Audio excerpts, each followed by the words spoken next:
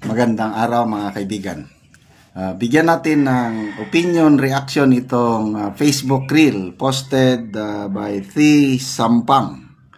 Tungkol ito kay Attorney Rowena Guanzon na nagbibigay siya ng tips kung papaano maging effective na spokesperson lalo na sa House of Representatives. Binibigyan niya ng tips. Naawa na siya kay Attorney Abante. Pakinggan natin ito. Sapol na pagsasalita ni Attorney Guanzon. You have to be clearly understood. Hindi ka pwede mag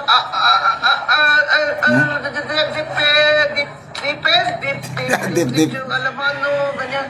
Hindi pwede yun. Kailangan klaro. Yun ang advice ko sa mga gustong mag-spokesperson. You have to communicate your message clearly, and you can only speak for your principal because you're an agent. Kasi Attorney Amante, hindi ko nga alam kung sino principal niya eh. Hindi ko alam kung high school principal, college principal. Kasi may secretary general, may deputy speaker, sila ng speaker. Lahat gusto mo pasikap pa. Ako dyan sa spokesperson nila. Si ano na lang yung spokesperson mo?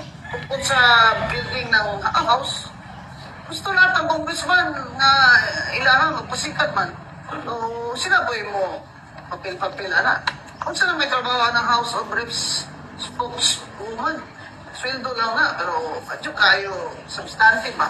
So, dapat klaro yung rule. Kung may spokesperson na, di na kaya sulti ang Secretary General, internal na lang siya. I don't know, I'm not there to tell them what their rules should be, pero sayang naman yung talent niya. Sasalita siya ng ganito, doon, nagpipress con din yung isang congressman. Kung ako ang spokeswoman, sasabihin ko talaga, sabaan ni Manuway. Ako naman ba yung spokeswoman karon? You know how it is ba? The politicians always want the credit. Ayaw ng iba dyan. Sila daw ang nagbigay ng free college tuition. Sila Hindi naman fake news na yan eh. Hindi na maganda yan. Yung mga credit grabbing. credit grabbing. Let's have a government and our leaders should be responsible, accountable, and live simple lives. Correct. Ay, makita mo na karoon sila. Ang mga bag, kurelo, milyon-milyon.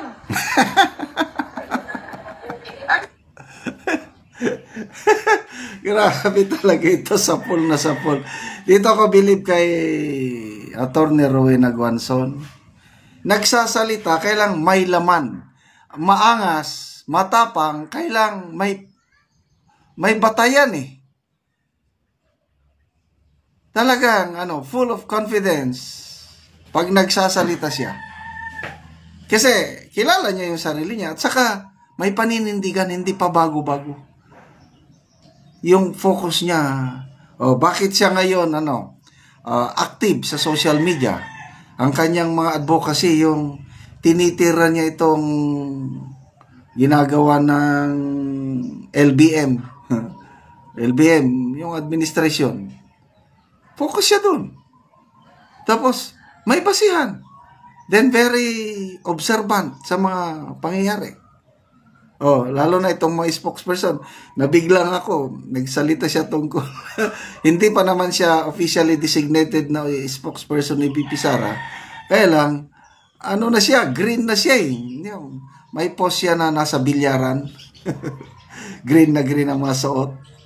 Kaya, binabatikos na siya ng mga kakamping. Dahil, dati daw pink Lenny. Ngayon, green na siya. Hindi siya nahiya. Nag-volunteer niya siya maging spokesperson ni VP Sara eh. Totoo yung House, itong return to sender na impeachment complaint, kanya-kanyang salita ang mga House prosecutors. May press conference pa sila. So, ano pa talaga ang rule ni Attorney Abante? ano bang pagdating ba sa, parang nakikita ko, pagdating sa impeachment, wala siyang say. Hindi siya spokesperson ng impeachment matters. So, ang magsasalita, bahalang magsalita yung mga House prosecutors. Ganon nakikita ko. So, ang kanyang principal, si Speaker Martin Romualdez. Kaya, tignan nyo, todo depensa siya kay Speaker. Katapat siya ni Auntie Claire, todo depensa ni Auntie Claire si PBBM. Kanina, meron siyang patutsada sa mga senador. Ang mga senador, busy sa pagdidepensa sa vice presidente. Ang presidente naman, trabaho ng trabaho. Tapos mayroong picture si presidente na nagbabarena, karpintero, kunuhay. Oh, galing. So, trabaho daw ng trabaho ang Pangulo. Masipag daw ang Pangulo. So, okay, balik tayo dito sa labanan ng mga spokesperson. Malayo itong si Auntie Claire, malayo si Abante kung itong si Attorney Rowena Guenzon ang nagsasalita o kaya post lang niya. Sinusundan ko siya eh. Minsan isang word lang. Napakalalim. Kailang sa pool. Oh. Tawan-tawa ko yung post niya na may tupad dahil kay Speaker. May AX dahil kay Speaker. May akap dahil kay Speaker. Baka kulang na lang sabihin nyo na may bagyo dahil kay Speaker, may araw dahil kay Speaker, ginagawa nyo ng Diyos ang Speaker. Sabi ko, ang galing. Lahat na lang ng sasabihin kilos ng mga kongresista, mga puros kay Speaker. Ganon siya katindi. Meron pa siyang post na itagak ko sa bato. Hindi maging presidente si Tambaluslos. Ganon siya bumirak. Pero ano pa yung isang sabi niya, sa first district ng Leyte na lang kaya ko lalabanan ko si Tambaluslos. Kailang baka ipa-disqualify niya ako. My sense of humor, kailang malaman yung mga birada niya. Mabuhay po kayo, Attorney Rowena Guenzon. Ituloy nyo lang ang pagsasalita sa social media.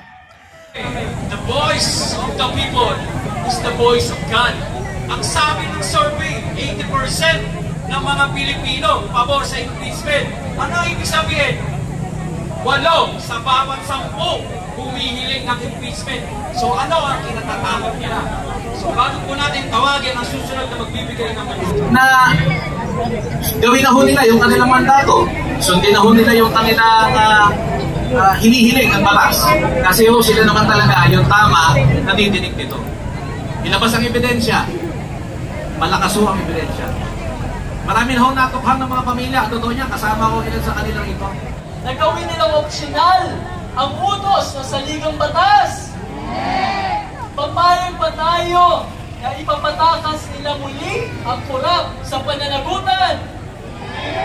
Kaya ang panawagan natin, litisin, Sara Duterte. 5 mula sa COSMAC at unang petitioner ng impeachment group.